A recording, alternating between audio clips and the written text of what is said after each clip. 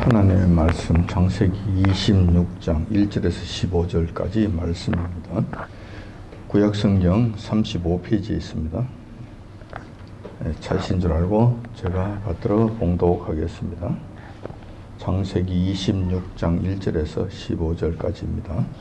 아브라함 때에 첫 흉년이 들었더니 그 땅에 또 흉년이 들며 이삭이 그랄로 가서 블레셋 왕 아비멜렉에게 이르렀더니 여호와께서 이삭에게 나타나 가라사대 애굽으로 내려가지 말고 내가 네게 지시하는 땅에 거하라.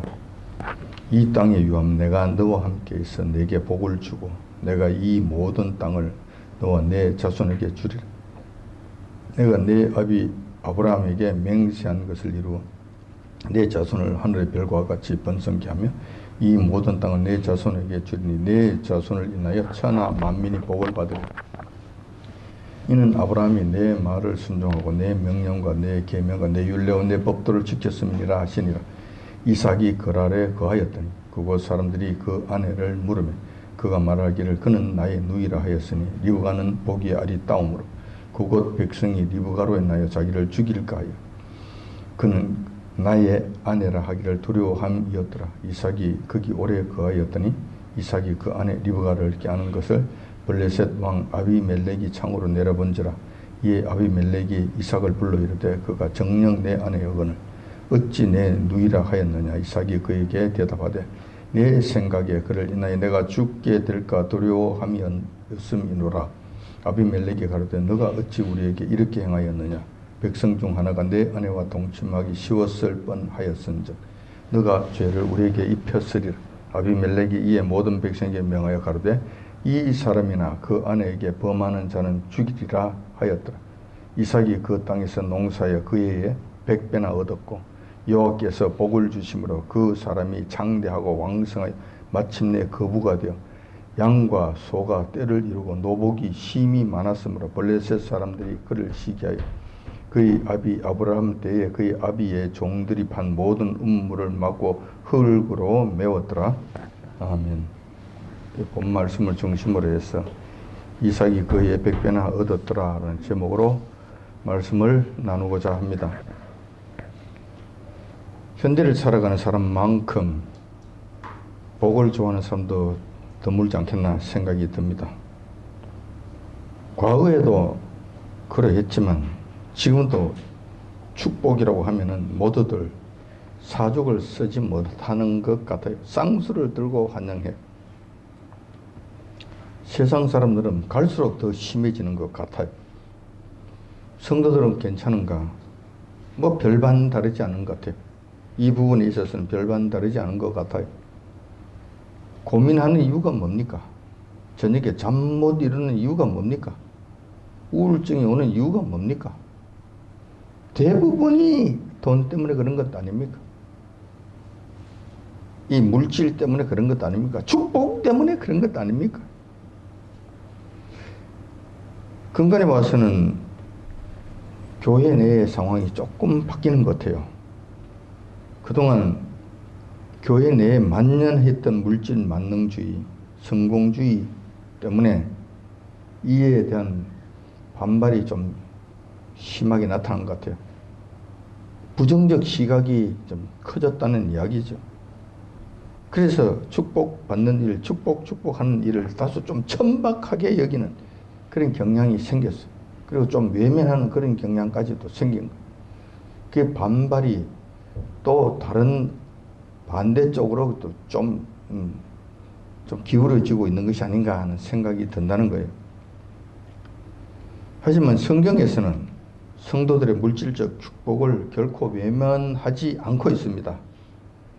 다만 이것을 좀 경고하는 이런 경향은 있어요. 왜냐하면 이걸 지나치게 물질을 추구함으로 인해서 요 하나님보다도 물질을 따라갈까봐, 요 하나님과의 관계가 멀어질까봐 이걸 두려워, 이걸 좀 우려하신다는 것이죠. 하나님보다도 물질을 더 소중하게 여기는 것, 이거 곧 바로 이게 우상에 끌려가는 것이고, 이렇게 되면 영혼이 망하는 것이고 삶이 망하는 것이고 결국은 사탄의 소중에 끌려 들어가는 것이기 때문에 이것을 경계하시는 거예요. 성경은 이것을 좀 조심하라고 말씀하시는 거예요. 이것 때문에 이게 성경에서는 여호와께서 물질을 주시는 것을 함부로 하지 아니하신다는 거예요. 좀 이런 여건이 되었을 때 이런 것을 주신다는 거예요. 그런데 원칙적으로는 여호와께서 성도들에게, 당신의 백성들에게 이렇게 물질적인 축복을 주시는 것, 이것을 그렇게 인색해 하지 아니하신다. 우리 믿는 성도들이 이 땅에서라도 잘 살고 부족함이 없이 편안하게 사는 것을 우리 주님께서는 원칙적으로 바라신다. 원칙적으로. 그래서 세상이 주는 축복에 그냥 끌려가다가 그거를 바라보고 허겁지겁 달려가다가는 이 사탄의 올무에 걸려들기가 십상이에요. 그대로 걸려들게 되죠. 하지만 여호와님께서 주시는 축복, 물질적인 축복, 여호와 하나님을 통한 물질의 축복, 이런 것은 안전합니다. 안전할 뿐만 아니라 인간을 타락시킨다는 측면에서 이것은 문제가 되지 않는다는 거예요. 그래서 여호와 하나님께서 주시는 그 축복을 기다리셔라. 이것을 바라셔라.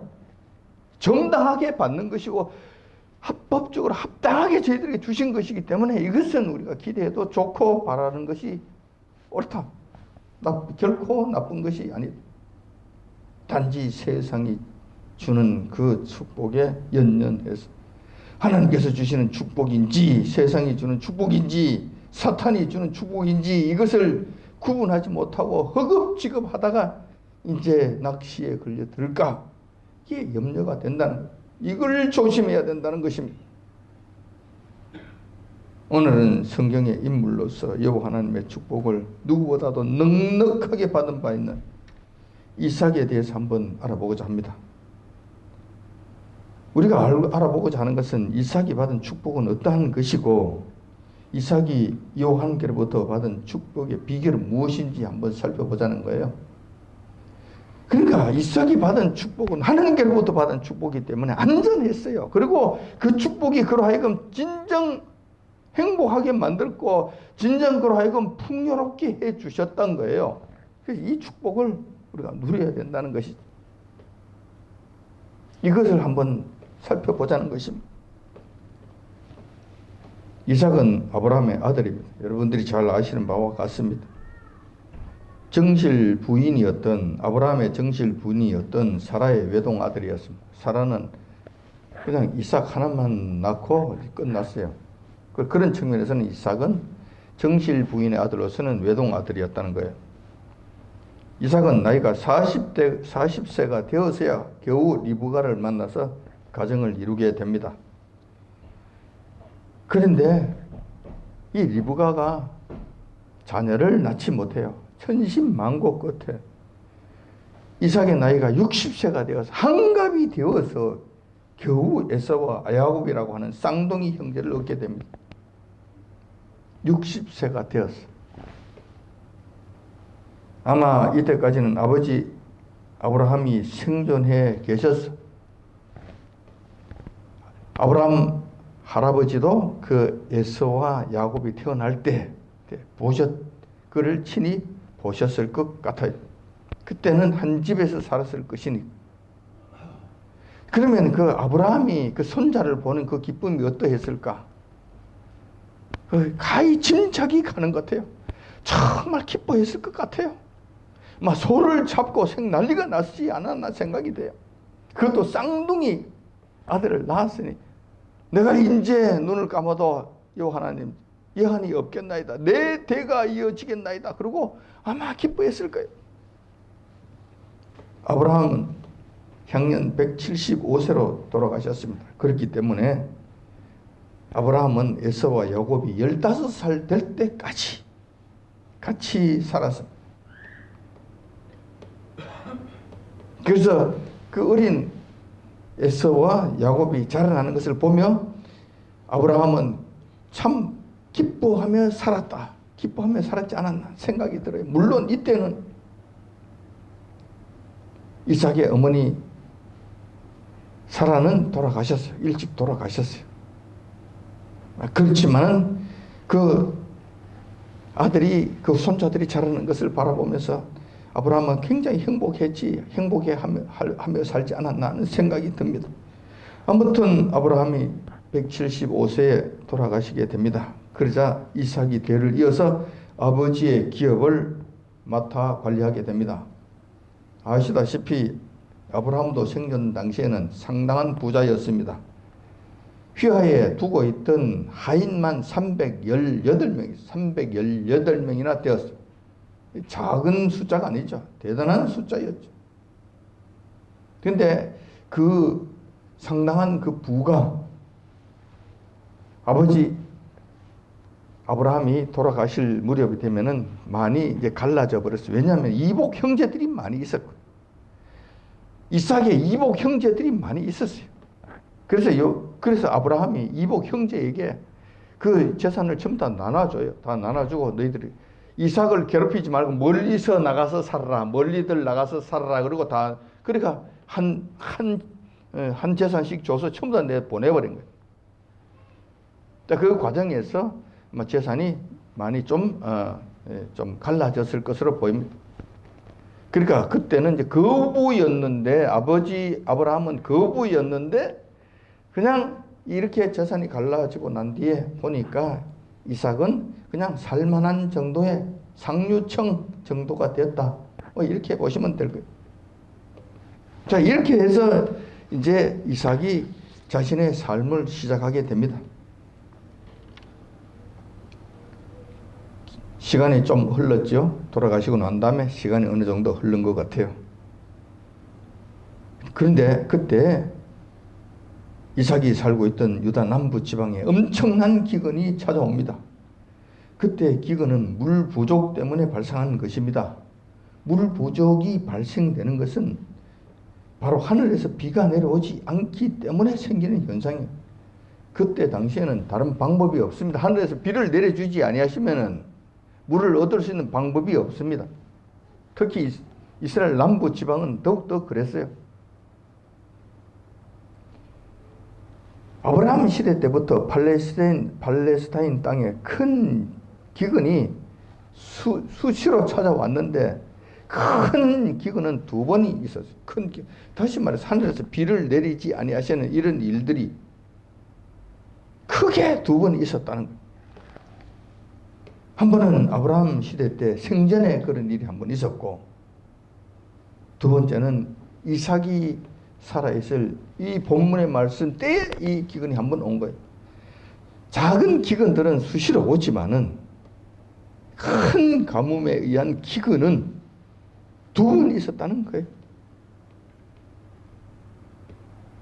이삭의 때에도 또 아브라함 때에도 이런 큰 기근이 일어나기만 하면은 그 기근이 얼마나 심했던지 팔레스타인 그 땅에서는 살 수가 없던 거예요. 살 수가 없었던 거예요. 그래서 아브라함 같은 경우는 가족들을 이끌고 애굽으로 피신을 가기까지 한 거예요. 여호와님께서 가지 말라고 말씀하셨는데도 어기고 간 거예요. 그만큼 살기가 힘드니까. 죽을 지경이 되니. 다시 말해서 지금으로 이야기할 것 같으면 경제 공황이 온 거예요. 경제 공황이 와서 감당할 길이 없는, 먹고 살 일이 없는 거예요. 살 길이 없는, 그래서 애국으로 갔던 거예요. 이삭의 시대 때 발생한 기근도 아버지 아브라함 시대 때 발생한 기근과 겨우 그에 못지 않는 거예요. 비교했을 때 그보다도 더 심했으면 심했지, 더 적지 아니했던 거예요. 아주 심각한 기근이었어요. 그때 여호와님께서 이삭에게 나타나십니다. 그래서 이삭에게 친히 말씀하십니다. 기근이 극심하다고 애굽으로 내려가지 말라. 그리고 여기에서 계속 살아라. 왜냐하면 내가 그 기근까지 책임져 줄 것이니까 아무런 걱정하지 말고 염려하지 말고 먹을 것이 없다고 두려워하지 말고 여기에서 살아라. 여기에 그냥 기다리고 있어라. 그러면 내가 책임져 줄 테니까 가지 말아라고 말씀하신 거예요. 여기서 잠깐 왜 여호와 하나님께서는 이삭에게 애굽으로 내려가지 말라고 하셨을까? 한 두 가지 그 원인을 생각해 볼 수 있을 것 같아요. 첫 번째는 애굽으로 내려가게 되면은 애굽의 그 화려하고 세련된 우상을 보고 우상 숭배의 마음이 동하는 일이 생길까 염려해서 있을 것입니다. 애굽에 내려가면 애굽에는 풍요하겠지만 그 나라에는 그 동네에는 우상이 그냥 만연해 있는데 그 우상이 얼마나 세련된 것인지 그리고 얼마나 화려한 것인지 마음이 그냥 한 번에 마음이 뺏기게 되어 있는 거예요. 이것을 여호와께서는 염려하신 것이 아닌가 생각이 된 거예요. 이렇게 돼서 이삭마저 떠나가 버리게 된다면은 여호와 하나님을 섬기는 백성, 여호와 하나님을 섬기는 사람은 이 땅에서 사라지게 됩니다. 왜냐하면 그때까지만 하더라도 여호와 하나님을 섬기는 사람은 이삭 하나밖에 없었어요. 아브라함이 돌아가시고 난 다음에 아브라함이 그것을 섬기셨고 아브라함이 돌아가시고 난 다음에 이삭 하나만 남은 거예요. 이삭마저 타락해서 우상으로 넘어가 버린다면 이 땅에는 아무도 없게 되는 거예요.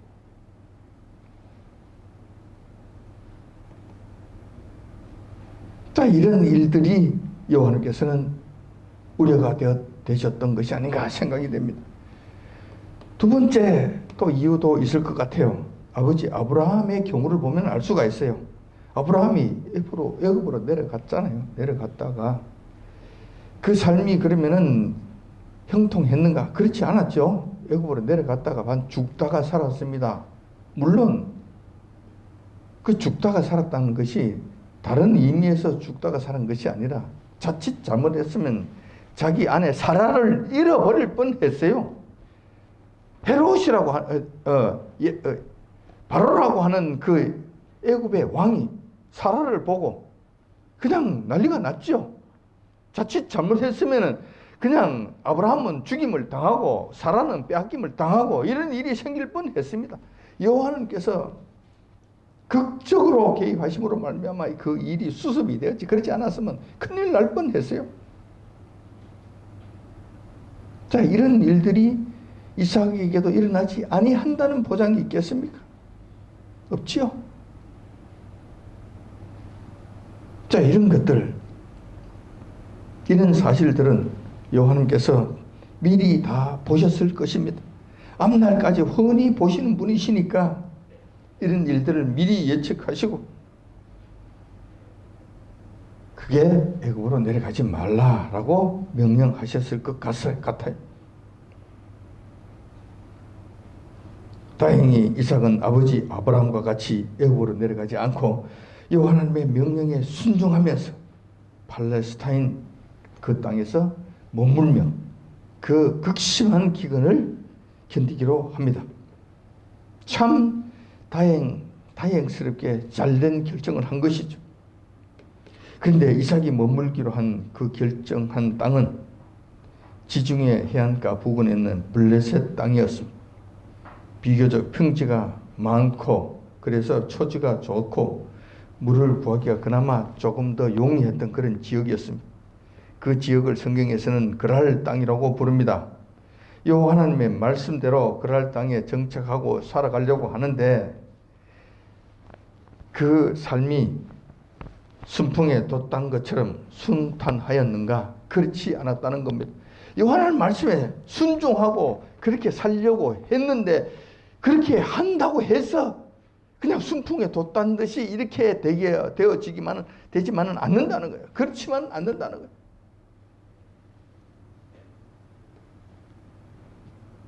그렇다 하더라도 그에게 닥치는 여러 가지 어려움들은 있었다라는 거예요. 아버지 아브라함 때부터 그랄 땅을 장하고 있던 사람이 있었는데 그 사람이 곧 아비멜렉이라는 자였습니다. 터주대감이라고도 볼 수 있고 그 지역 왕이라고도 할 수 있었던 자였습니다. 이 자가 결코 만만한 자가 아니었다는 거예요. 이삭은 성경 기록을 감안해 보건대 결코 성격이 급하거나 폭력적이지 않았습니다. 이삭은 사람이 참 좋았던 것 같아요. 선하고 착하고 온유하고 그리고 양보를 잘하고 하는 이런 그런 자였어요. 이런 이삭이 아비멜렉을 만나게 되니 참 두려운 마음이 가득 찼지 않았나 생각이 들어요. 왜냐하면 그때 아비멜렉은 무력을 행사하면서 권력을 틀어지고 폭력을 행사하면서 그가 정권을 행사하던 그런 자였기 때문에 그래요. 그래서 그가 그랄 땅에 가서 이제 살려고 보는데 이 아비멜렉이라고 하는 이 거대한 존재가 나타나는 이게 이 자는 아버지 아브라함 때부터 살았던 자예요. 살았던 자였어요.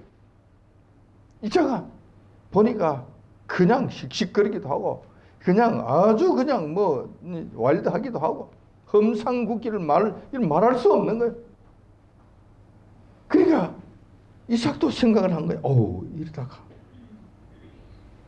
자칫하면 나도 죽지 않겠나. 왜냐하면 나에게 리브가라고 하는 아리따운 아내가 있지 않는가. 성경에서도 아리따다고 말씀하셨어요. 성경에서 이쁘다고 정말 참 이쁘고 잘생겼다고 하면 정말 이쁜 거예요. 그때 당시에 아마 최고의 미인이 아니었나 생각이 돼요. 그 일대에 최고가는 미인이 아니었나 생각이 들어요. 그런 부인을 데리고 있으니 아비멜렉이 저놈이 감히 그러고는 그건 빼앗아갈 거란 말이에요. 그때는 적자생존이니까 힘 있는 사람이 최고니까. 그리고 어쩌고 저쩌고 하면 야 저거 골치 아픈 저거 없애버려. 그러면 이삭은 죽는단 말이에요. 이걸 두려워한 것이죠. 이런 것들은 그때 당시에는 일상적인 폭력 행사였고 다반사로 일어나는 일들이었습니다. 그런데 이 문제도 자칫 이삭의 가정이 깨어질 뻔한 이 위기도 보이지 않는 여호와 하나님의 손길을 통해서 원만하게 해결을 보는 일들이 일어나게 됩니다. 오늘 본문에 말씀해 놓으셨던 그 말씀이에요. 그 내용이에요. 이런 우여곡절을 겪으면서도 이삭은 아버지 아브라함과는 달리 여호와 하나님께서 명하신 그 명령을 쫓아서 그 그랄 지방에 거하면서 한 해 농사를 지었던 것입니다. 끝까지 버티면서 끝까지 순종하면서 끝까지 그 지역에서 버티고 살았던 거예요. 그러면서 그때 농사를 지었어요. 그 결과가 어떻게 되었을 것 같습니까? 어떻게 된 것 같아요? 그 당시 그 한 해 동안은 어마어마한 흉년이 들었던 그 기간 아니었습니까? 엄청난 기근이 들었던 그 한 해 아니었습니까? 모두들 물이 없어서 곡식은 말라 죽었고 가축은 비리 말라서 새끼 낳는 것은 그냥 다 다른 어미 짐승들까지 그냥 죽어가고 있던 그런 상황 아니었습니까? 이곳저곳에서 죽겠다는 아우성이 터져나왔고 살기가 힘들어 사업을 접고 그 땅을 떠난 자가 속출하는 그런 상황 아니었습니까? 성경은 그때 극심했던 상황을 한마디로 말합니다. 1절에 있는 말씀이잖아요.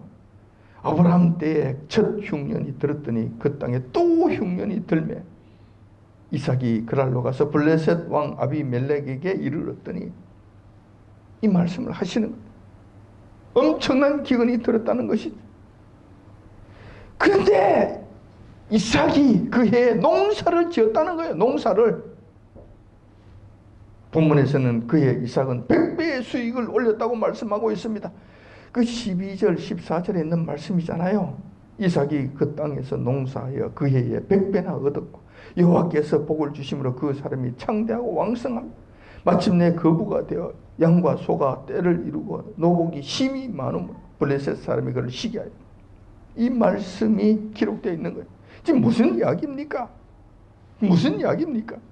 다른 사람은 다 살 수 없다고 굶어 죽어가고 있다고 아우성인데 우선 이삭은 그 해에 당장 거둔 수확만 농사 일만 100배였습니다. 100배. 이런 경우를 보고 세상 사람들은 대박이 났다고 그러고 좀 천박한 말이지.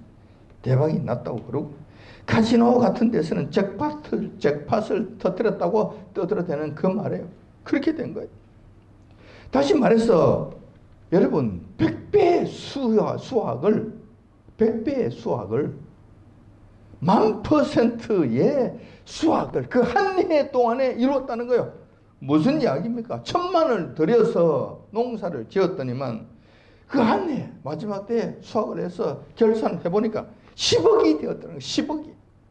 1000만원 들였더니만 10억이 터져 나옵니다. 이런 경우가 있습니까? 무슨 사업을 해서 이렇게 많은 돈을 벌 수 있습니까?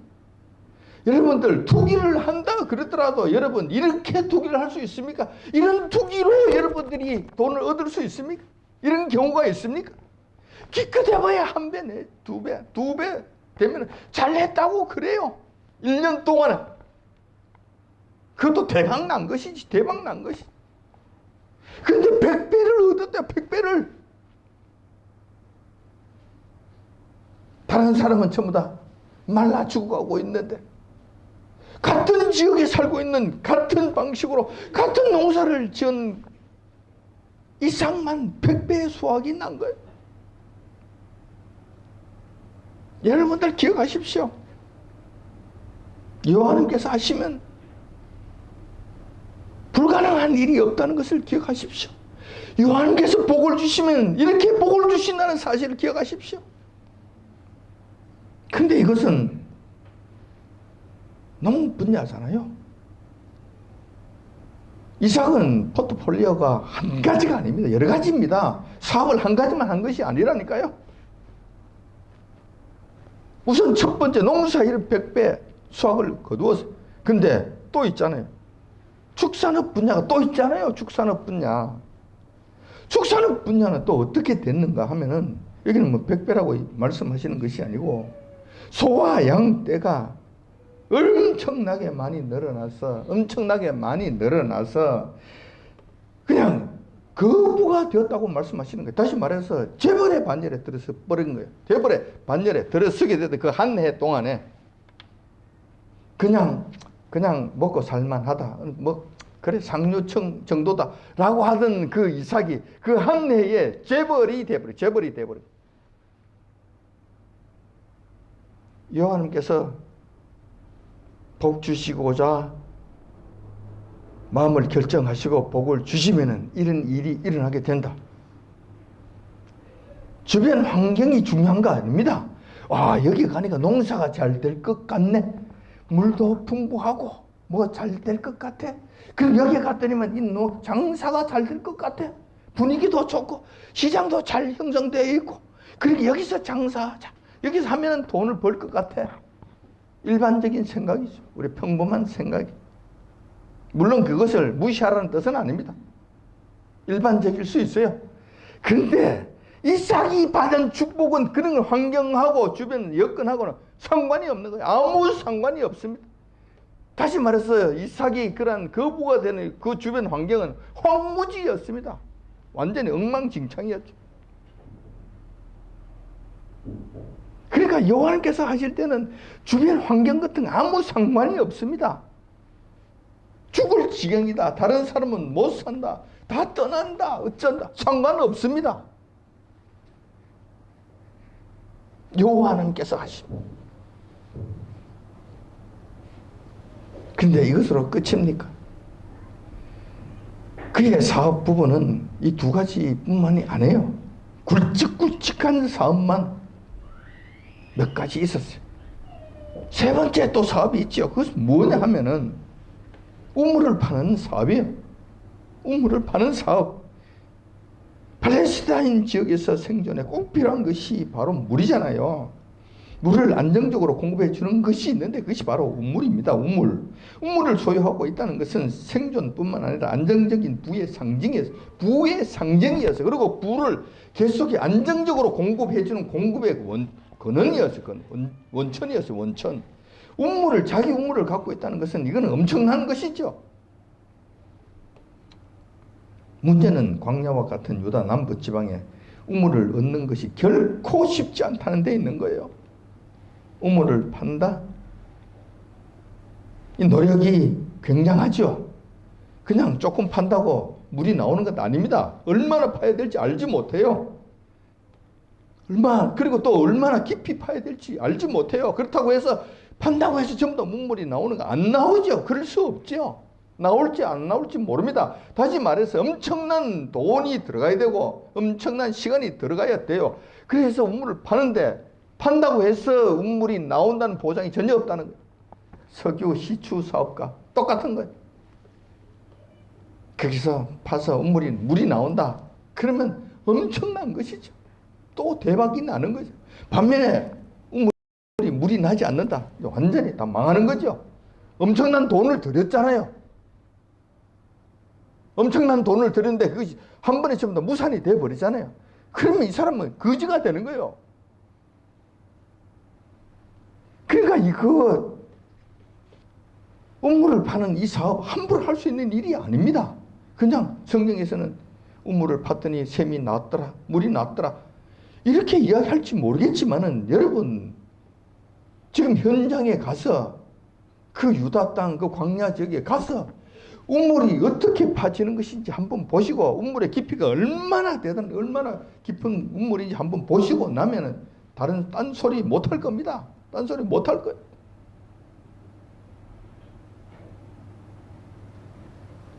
그래서 웬만한 사람들은 우물을 파는 일을 시도를 못 하는 거예요.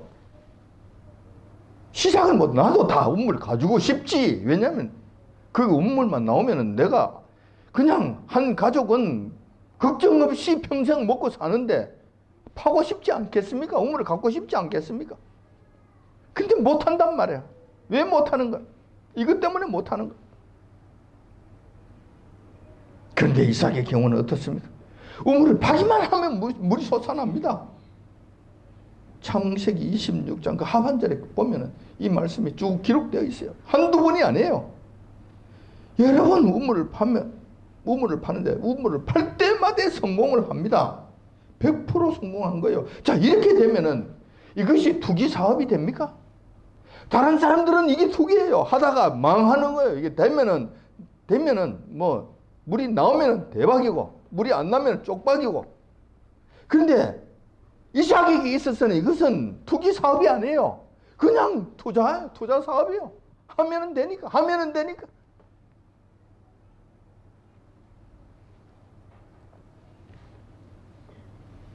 이렇기 때문에 이삭은 그 당시에 큰 흉년이 들었습니다.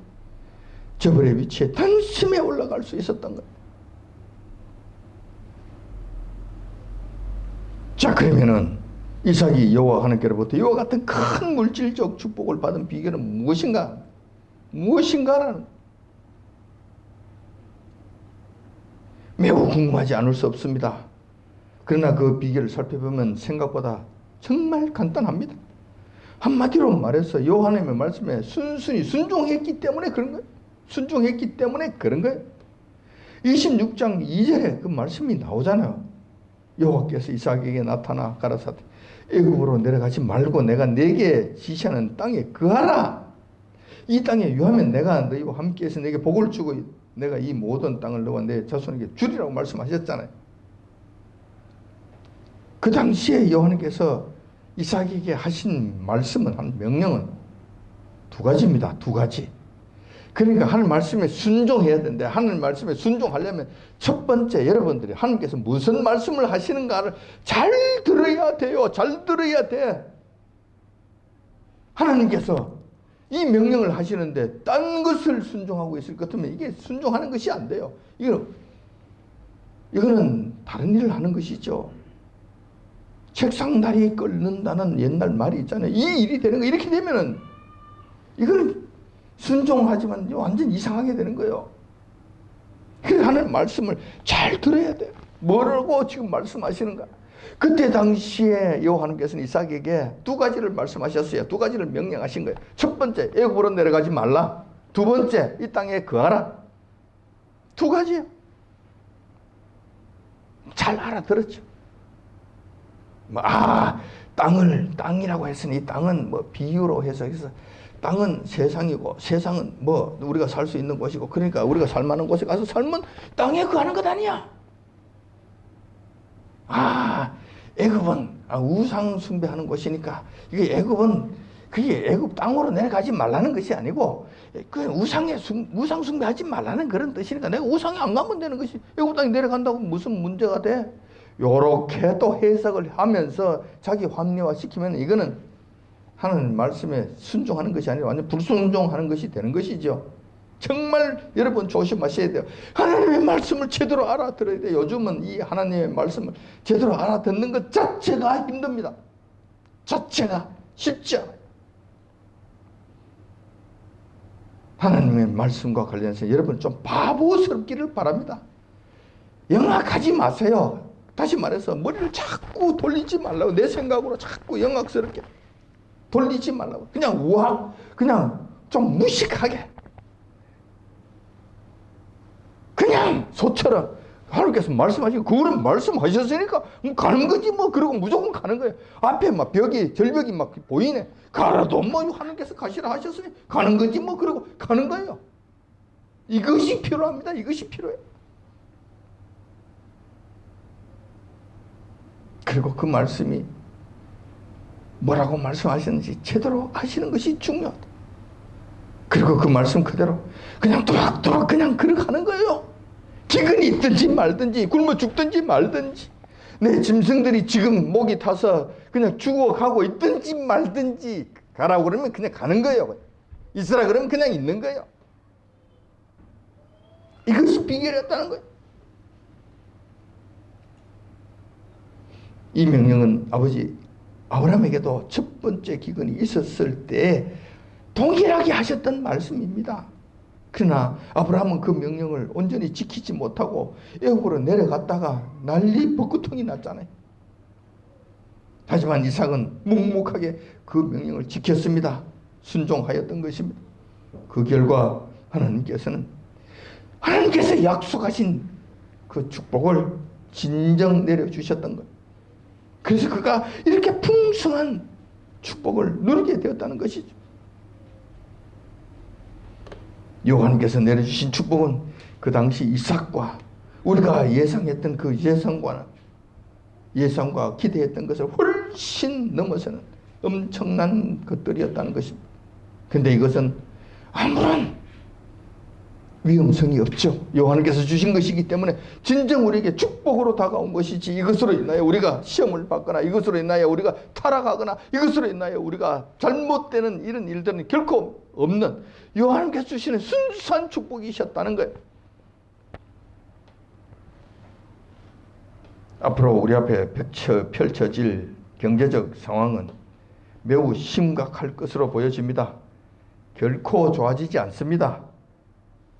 점점 더 나빠질 것이며 참담해지게 될 게까지 갈 것으로 보입니다.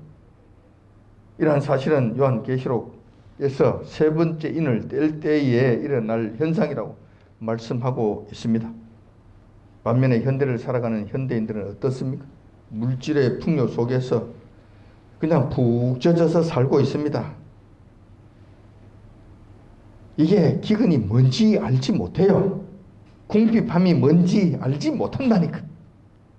그러니까 그런 궁핍함이 왔을 때, 경제적으로 이 극심한 어려움이 왔을 때 그들이 그것을 적응할 수 있는 능력이 현저하게 떨어집니다. 현대를 사는 사람이 그래요. 그래서 그 기근들이 왔을 때 이걸 못 견딜 것 같아요. 현대를 살아가는 사람들은 정말 못 견뎌할 것 같아요. 뿐만 아니라 지금 누리고 있는 이 풍요함마저도 만족하지 못하고 더 큰 물질적 경제적 부유함을 추구하면서 살잖아요. 더 많이 이러고 있다가 이런 큰 환난이 오면 어떻게 할 것 같아요? 어쩔 것 같습니까? 참 염려가 되지 않습니까? 이런 상황과 현실을 마주하는 가운데 우리는 지금 살고 있습니다. 아브라함 때의 기근과 이삭 때의 기근을 지나서 말세 때에 나타날 과거와는 거의 비교가 되지 아니하는 어마어마한 기근의 때를 앞두고 살아가고 있습니다. 이러한 일들이 현실적으로 나타난다면 이 땅의 백성들이 과연 견딜 수 있을까? 얼마나 견딜 수 있을까? 성도들도 견딜 수 있을까? 결과는 보지 않아도 충분히 짐작이 갑니다. 아마 난리가 날 것 같아요. 경쟁력이 없기 때문에, 적응력이 없기 때문에 더 심각한 고통 속에 빠지지 않겠나는 생각이 듭니다. 이럴 때 우리 믿는 성도들은 어떻게 해야 합니까? 아무런 대책이 없는 것입니까? 절대 그렇지 않죠. 우리에게는 어제나 오늘이나 동일하신 전능하신 여호와 하나님께서 계시기 때문에 그렇습니다. 이삭의 때에 역사하셨던 여호와 하나님, 아브라함 때에 역사하셨던 여호와 하나님, 지금 저희들에게도 같은 방식으로 역사해 주실 것이 분명합니다. 그러므로 우리는 크게 두려워할 일이 없습니다. 세상 사람들 모두가 죽겠다고 아우성을 칠 때에도 우리는 얼마든지 여유를 가질 수 있습니다. 우리에게는 믿는 부분이 있기 때문에 그렇습니다. 조금 전에도 말씀드렸잖아요. 환경이 어떤가, 우리 주변 환경이 어떤가, 경제적 환경이 어떠한가라는 중요하지 않다고 말씀을 드렸습니다. 이 어마어마한 기근이 이 우주적으로, 이 지구촌적으로 엄습해 온다 하더라도 우리에게는 상관이 없습니다. 요 하나님의 권능이 그보다 더 크시기 때문에 그렇다는 거예요. 지금도 전능하신 요 하나님께서 함께 하시고 우리에게 복을 주신다면 염려할 일이 없다는 것입니다. 그때도 여호와께서 특별한 이유가 있으시다면 이삭이라는 한 사람을 그 가운데 선택하실지도 모릅니다. 그러나 여러분 오해하지 마십시오. 전부 다 이삭이 되도록 이삭처럼 그렇게 복을 주신다는 뜻은 아닙니다. 필요에 따라서 이삭이라는 한 사람을 준비하실지 모르겠습니다. 그 사람에게 이러한 그 한 해 동안에 그 극심한 환경 속에서도, 그 환난과 그 어려움 속에서도, 기근 속에서도 이삭이라는 한 사람을 준비하여서 그로 하여금 그 해 동안에 100배의 추수를 하도록 하신 일을 하실지 모릅니다. 그렇게 해서 그로 하여금 당신의 백성들을 돌보게 하실지도 모릅니다. 그러나 여러분들, 여호와께서 당신의 백성들을 굶어 죽게까지 내버려 두신 일은 결단코 없다는 사실을 기억하시기 바랍니다. 그분께서는 지금도 1년에 100배의 수익을 보장해 주실 수 있는 능력이 충분히 있으시다는 사실을 기억하시기 바랍니다. 문제는 우리의 믿음의 자세입니다. 이 모든 혜택을 누리고 말세 때의 그 큰 기근의 환난 때까지도 무사히 지내고 싶다면은 반드시 한 가지는 잊지 말고 지켜야 됩니다. 그것은 바로 여호와 하나님의 명령을 잘 듣고 잘 이해하고 바르게 가슴에 새겨서 과거 이삭이 그래 했던 것처럼 그 말씀에 그냥 묵묵하게 순종하는 것입니다. 머리 쓰지 마시고 계산하지 마시고 그냥 묵묵하게 그 길을 가는 것입니다. 그렇게만 한다면 마지막 때 큰 기근의 환난은 물론이고 지금부터 경험하고 있는 현재에 닥치고 있는 우리가 경험하고 있는 경제적 문제까지 이 하나님께서 복 주심으로 얼마든지 극복할 수 있다는 사실을 기억하시기 바랍니다. 이렇게 해서 이 답답한 세상, 앞으로 점점 더 물질적, 경제적으로 살아가기가 힘든 세상이 닥쳐온다 하더라도 하나님의 자녀된 저희들만큼 아무런 염려 없이 이삭처럼 넉넉하게 살아가시는 저와 여러분들이 다 되시길 이 아침 주님의 이름으로 축원드립니다.